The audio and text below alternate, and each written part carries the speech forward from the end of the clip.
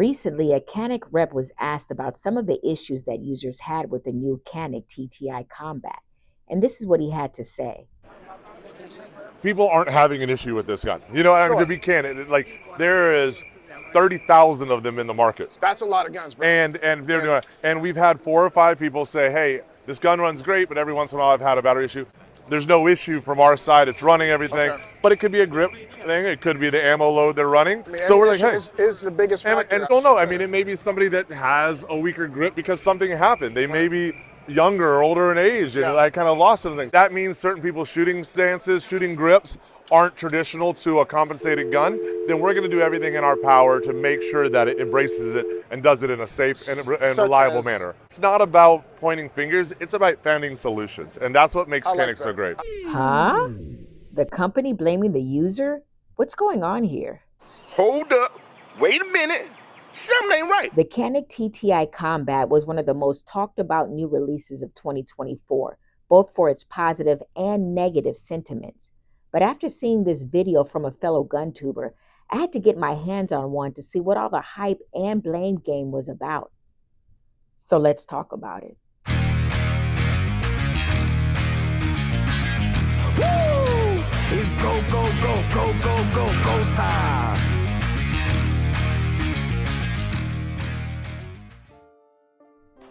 Now, I like Canik, not as fanatically as some of the Canik fanboys, but I do believe it gives you the best value for your money compared to other pistols on the market. And if you follow my channel, you know that I love TTI products. I may even do a TTI gun collection video soon. But what happens when Taran Tactical Innovations and Canik USA collaborate? You get Canik's very first compensated race pistol, TTI's first pistol under $1,000, and a whole lot of internet controversy, both positive and negative. But let's back up a bit. Canik Arms is a manufacturing company in Turkey. The name Canik comes from the ancient place of protection near the Canik Mountains in Turkey. They were originally an aerospace manufacturer who wanted to diversify their portfolio. In 2009, they began making high-quality polymer pistols, which became the basis for the TP9 series. And in 2012, they partnered with Century Arms to bring Canik pistols to the USA market. By 2017, the Canik TP9 SFX won the Industry Choice Awards Handgun of the Year.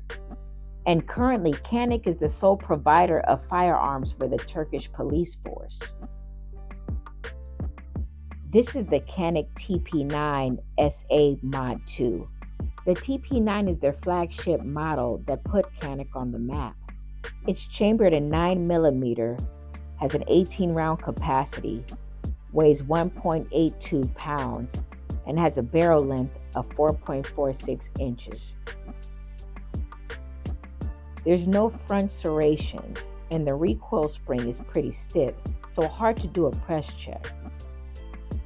There's a reversible mag release, and it has a loaded chamber indicator. It has worn tactical sights with a rear U-notch and a front white dot. A striker status indicator that pops out when the gun is cocked, and at the top there's a manual decocker to put the gun on safe.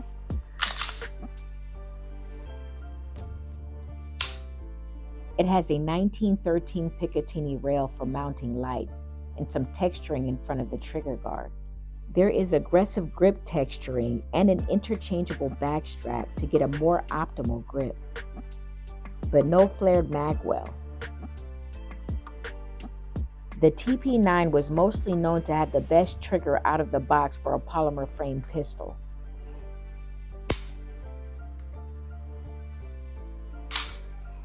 It has a smooth single action curved trigger with a light 4.5 pound pull.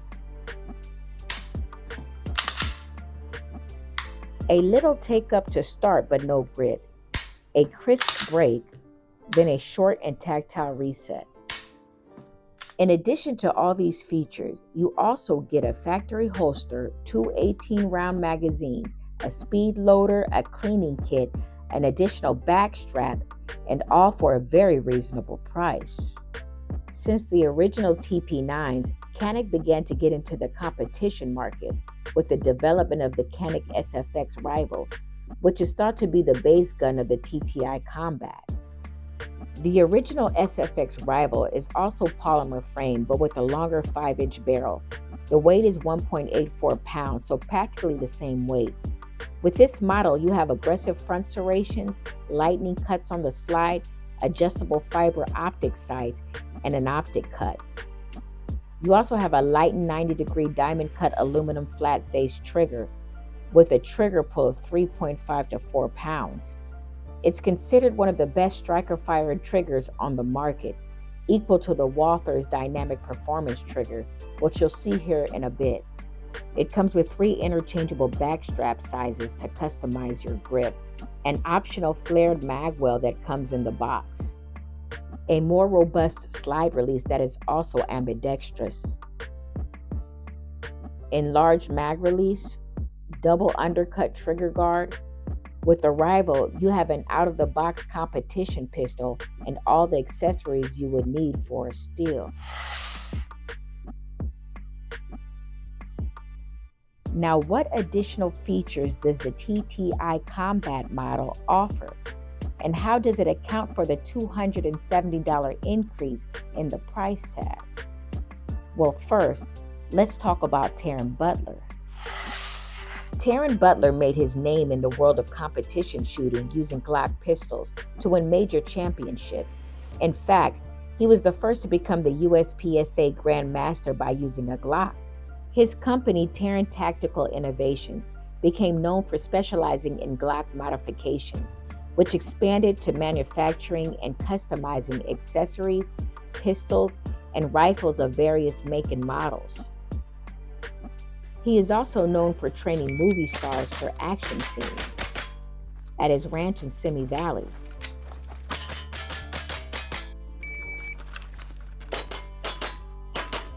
And arming movie sets like the John Wick franchise.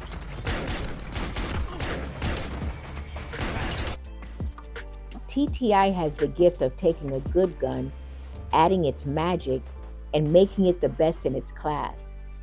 As a competition shooter himself, Taran Butler's goal for each project he enhances is to make them lightweight and faster. In other words, more competition ready. Now, the last pistol he released before the Canik was his own production gun, the Sand Viper and Pit Viper from John Wick Chapter 4. These are high-end steel frame competition 2011s with MSRPs of $9,000. And they took the internet by storm. Check out my video about the Sand Viper if you missed it. So when the next project had an MSRP of less than $1,000, everyone was overjoyed. Finally, a TTI product that didn't break the bank for the working man. People's excitement and expectations were high. But when it finally was released in 2024, it was met with mixed reviews. But come on, guys. They went from releasing a $9,000 gun to releasing a $900 gun. So I'm not sure why expectations were so inflated. But from my point of view, if they are able to take a solid budget gun, which let's be honest is what Canik is, and spruce it up a few notches, then they've done their job. But did they do that? Let's look inside. It comes in a hard Pelican-style travel case.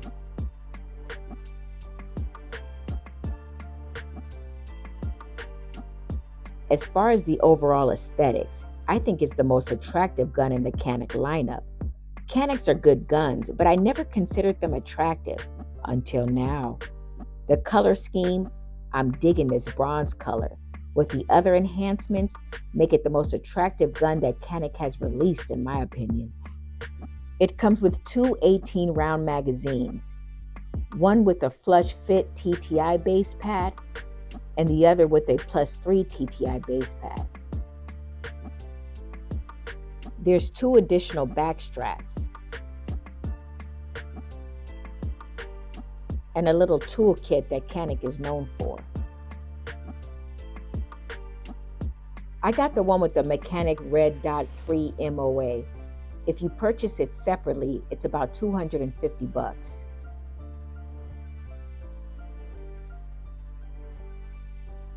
It comes with 3 optic plate interfaces.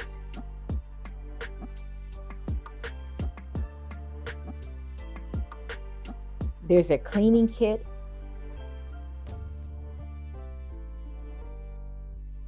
a custom punch,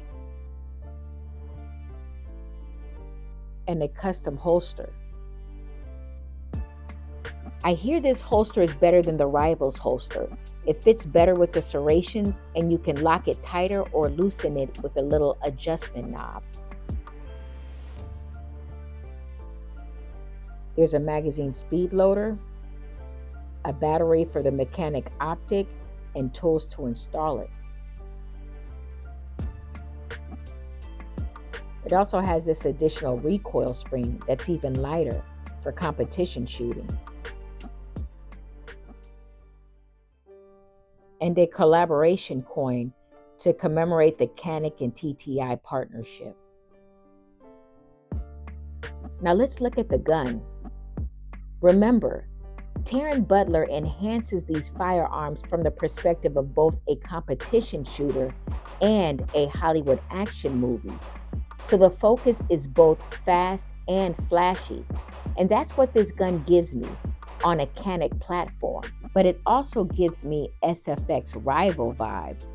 But according to Canik, the TTI Combat is a completely new polymer frame designed by Taran Tactical. It's based off the Canik platform, but it's its own entity. Yes. It's a completely redesigned frame, obviously completely new grip texturing. Obviously the slide cuts are incredibly aggressive. The first ported barrel we've ever had. Obviously you got the flutes, and then of course the first compensator that Canik's ever done. Yeah. That's actual kind of that integrated compensator setup. The 90-degree trigger, all the kind of bells and whistles that Taran would want on a performance gun. Yeah. Now they look pretty similar to me. I'm not sure about this all-new design. They are about the same weight, around 1.8 pounds, both polymer frame, and as you can see, share many similar features. The notable difference being the shorter barrel length of the TTI Combat's 4.6-inch barrel compared to the Rival's 5-inch barrel, and of course the compensator. But also, the spring that comes in the TTI Combat is lighter than other Canik models, so you're able to do a press check easier than the other Caniks. Now, I don't have a Rival, but I do have a TP9 SA Mod 2 to compare it to, and the spring here is a lot stiffer. The compensator is unique in that the barrel is flushed with the end of the compensator. It has a single-ported barrel and a double-ported compensator on either side, placed to redirect the gas sideways instead of up in the shooter's view. Now, this style of compensator is not as efficient as the traditional ones with the large ports. Instead of it reducing felt recoil 20 to 30% like traditional comps, the TTI Combat reduces it more like 10 to 15%, which is why some folks complain that they don't feel a difference in the muzzle flip between the compensated TTI Combat versus the uncompensated SFX Rival. It has a spiral fluted barrel, helping with heat dissipation, but also making the barrel lighter. The slide has aggressive cocking serrations similar to the Rival, but with a slightly different look. The lightning cuts make the slide lighter and faster, and they kept the loaded chamber indicator, but replaced the decocker with an MOS cutout.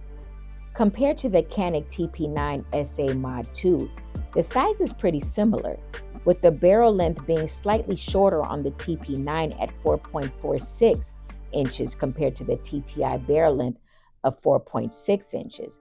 But even though the guns almost have the same weight, the TP9 being slightly lighter at 1/10 of a pound, and the TP9 having a shorter slide, while shooting them both, it actually felt like the TTI was the lighter one with the shorter slide. Although the opposite was true, so it must be due to the engineering. The slide release is large and ambidextrous, similar to the Rival, but with more aggressive texturing. Nice and easy to engage. There's a 1913 style rail for light mounting. And just like the rival, it has the double undercut in the trigger guard, which the TPN9 kind of lacks. This allows the support hand to get higher on the grip for recoil management.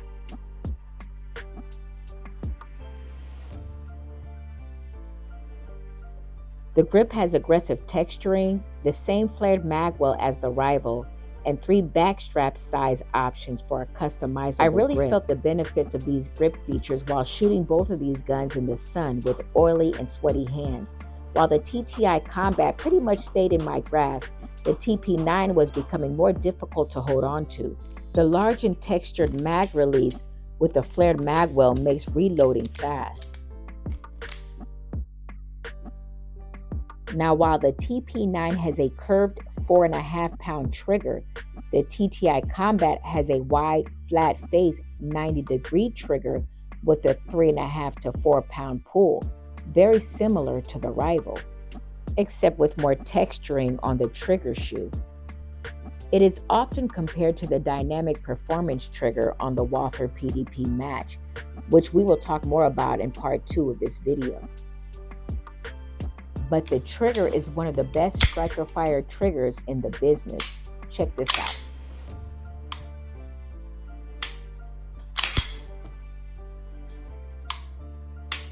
Clean take-up, crisp break, and a short reset. The iron sights are nice too. It has blacked out rear sights and a fiber optic front sight.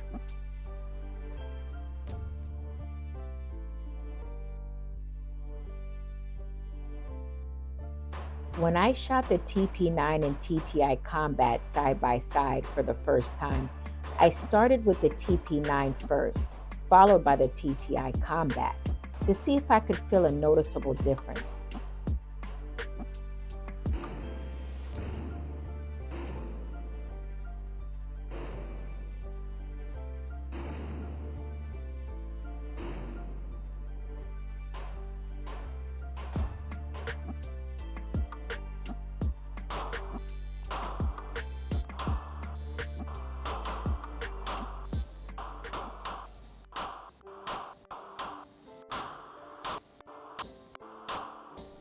While I enjoyed shooting the TP9, once I started shooting the TTI Combat, one word entered my mind, and that word was lighter.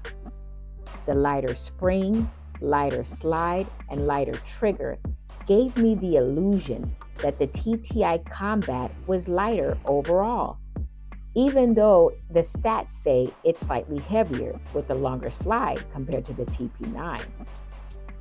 That, along with the compensator allowing for better recoil management, made the gun feel faster. In the next video, part 2, I'll compare the TTI Combat to other newly released 9mm pistols like the Springfield Echelon and the Walther PDP Match. I'll also install the Canik red dot optic, and I have the nerve to compare it to the TTI Sandviper 2011, and even talk about its lack of features compared to the Canik. Yes, I did. I'll discuss some of the malfunctions and complaints that other gun tubers have had with this gun, including this guy, who thinks they should just be recalled, and the denial. People aren't having an issue with this gun. You know, sure. To be candid, like there is the excuses. No issue from our side. It's running everything, but it could be a grip thing. It could be the ammo load they're running. So we're like, hey, it's the biggest factor. And the really deflection. Cool innovations we've done that the normal Canik owner wasn't necessarily ready for. Then hopefully I'll be able to answer the question if the gun is worth the price. But in the meantime, do I plan on selling this gun anytime soon?